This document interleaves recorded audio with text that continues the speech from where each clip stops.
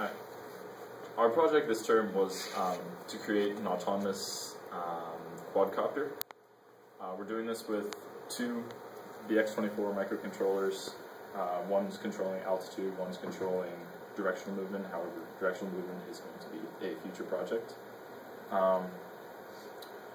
We're controlling it through the VXs, but with a safety so that it can be taken over by a transmitter.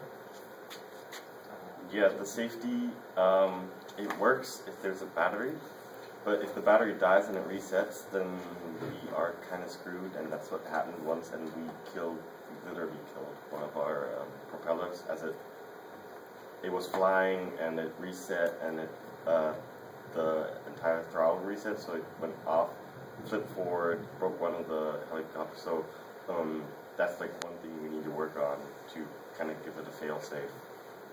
And always check the batteries. Yeah, and our major beginning project was to try to get it to lift off and put down, which we did. And then we were trying to make it hover, which posed some problems because there's a ground effect that happens when you take off where it gets like feedback off the ground, which pushes it up some.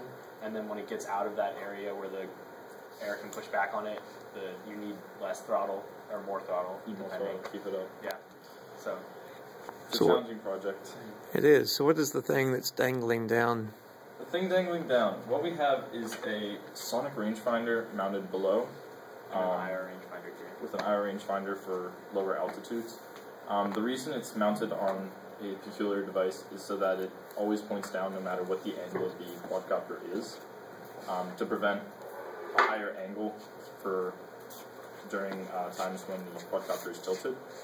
Yeah, and that was our prototype we built really early. Quadcopters like that, it still points straight down. So what is that device called? It's a gimbal. Yeah. And we built this ourselves. It's custom made. German-American engineers.